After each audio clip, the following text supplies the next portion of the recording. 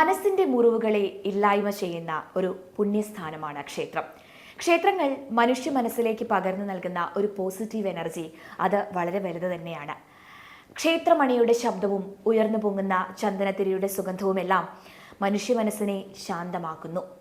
സർവവ്യാപിയായ ഭഗവാൻ മൂർത്തിമത് ഭാവത്തിൽ വിളങ്ങുന്ന ഇടം കൂടിയാണ് ക്ഷേത്രങ്ങൾ. എന്നാൽ ഇവിടെ എത്തുന്ന ഭക്തർ പലപ്പോഴും എങ്ങനെയാണ് ക്ഷേത്ര പ്രദക്ഷിണം നടത്തുക എന്നോർത്ത് ആശങ്കപ്പെടാറുണ്ട്. കാരണം ഓരോ ക്ഷേത്രത്തിലും പ്രദക്ഷിണം നടത്തേണ്ടത് വ്യത്യസ്ത രീതികളിലാണ്. ക്ഷേത്രത്തിനുള്ളിൽ തെറ്റായ രീതികൾ പിന്തുടരുന്നത് ഗുണത്തേക്കാൾ ദോഷങ്ങൾ കൊണ്ടുവരാനും കാരണമാകാം. പലപ്പോഴും ക്ഷേത്ര ദർശനത്തിനെത്തുന്ന ഭക്തന് ഏറ്റവും വലിയ ആശങ്കയെ വളർത്തുന്നതാണ് ഞാൻ നേരത്തെ പറഞ്ഞ പോലെ തന്നെ പ്രദക്ഷിണം എങ്ങനെ വയ്ക്കുമെന്നത്. എങ്ങനെയാണ് പ്രദക്ഷിണം വയ്ക്കേണ്ടത്, എത്ര എണ്ണം വെക്കണം, ഇവയൊക്കെ പലപ്പോഴും പലർക്കും അറിഞ്ഞിരിക്കണം എന്നില്ല. നമ്മുടെ മുമ്പിൽ നടന്നുപോയ ഭക്തൻ ചെയ്യുന്നതൊക്കെ പിന്നിൽ വരുന്നവർ നോക്കി ചെയ്യുന്നതും അപൂർവമല്ല. പ്രദക്ഷിണം എന്ന പദത്തിൻ്റെ ആശയം എന്താണെന്ന് നമുക്ക് ആദ്യം പരിശോധിക്കാം. പ്രദക്ഷിണം എന്ന പദത്തിന് തന്നെ വിശാലമായ ഒരു അർത്ഥതലമാണ് ഉള്ളത്.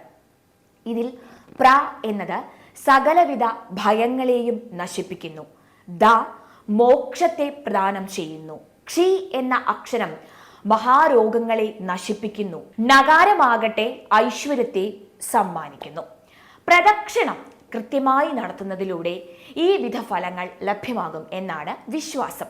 ക്ഷേത്രത്തിലെത്തി ധൃതിയിൽ പ്രദക്ഷിണവും നിർവഹിച്ച ഭഗവാനെ സല്യൂട്ടും കൊടുത്തു പോകുന്നവരുടെ സംഖ്യ അനുദിനം വർദ്ധിച്ചുകൊണ്ടിരിക്കുന്ന ഒരു കാഴ്ച തന്നെയാണ് നാം കാണുന്നത്.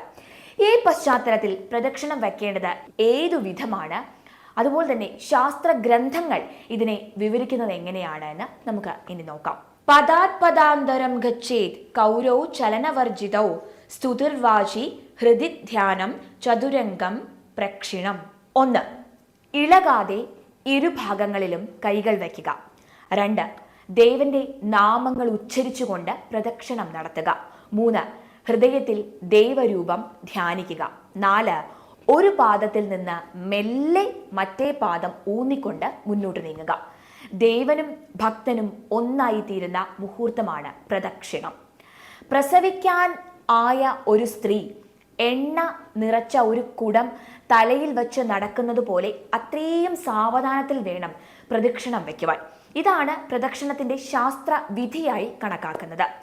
പ്രതിഷ്ഠയ്ക്കനുസരിച്ച് പ്രദക്ഷിണത്തിന്റെ എണ്ണവും വ്യത്യാസപ്പെടാം. ഗണപതി ഒഴികെയുള്ള ദേവീദേവന്മാർക്ക് ഒറ്റ പ്രദക്ഷിണം പാടില്ല.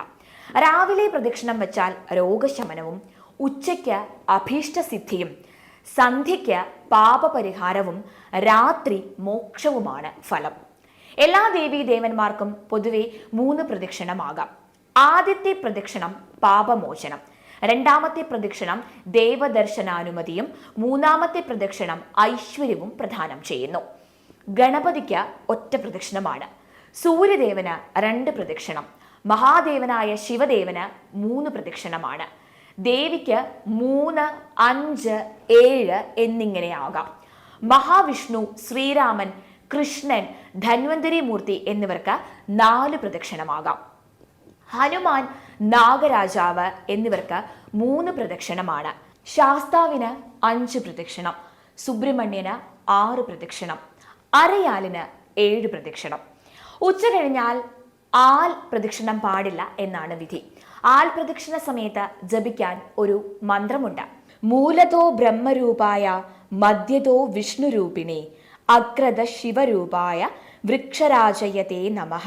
മൂലാഗ്രത്തിൽ ബ്രഹ്മരൂപനും മധ്യഭാഗത്ത് വിഷ്ണുവും അഗ്രത്തിൽ ശിവനും കുടികൊള്ളുന്ന വൃക്ഷരാജനായ അങ്ങയെ നമിക്കുന്നു എന്നാണ് സാരം.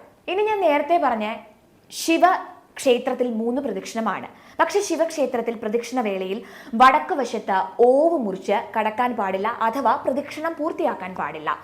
സോമസൂത്രം എന്ന അദൃശ്യ ശക്തി രേഖയുള്ള ഒരു സ്ഥാനമാണ് അത്. അതുമാത്രമല്ല, ശിവശിരസിൽ നിന്നും പ്രവഹിക്കുന്ന ഗംഗയുടെ സ്ഥാനം കൂടിയായി കരുതപ്പെടുന്നു. പവിത്രമായ ഗംഗയെ പാദം തൊടുകയോ മറികടക്കുകയോ ചെയ്യരുത്. ഭക്തർ മാത്രമല്ല, തന്ത്രിയും മേൽശാന്തിയും എല്ലാം ഈ നിയമം പാലിക്കണം. അതുകൊണ്ട് തന്നെ ശിവക്ഷേത്രത്തിൽ ആരും തന്നെ ഓവ് മുറിച്ച് കടക്കരുത്.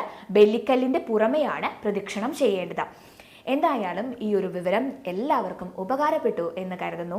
തീർച്ചയായും ഇത് നിങ്ങൾക്ക് ഉപകാരമായെങ്കിൽ നിങ്ങൾ മറ്റുള്ളവരിലേക്കും ഷെയർ ചെയ്യുക. ഇത്തരത്തിൽ ക്ഷേത്രവുമായി ബന്ധപ്പെട്ട കൂടുതൽ അറിവുകളും വീഡിയോകളുമായി വീണ്ടും കാണാം.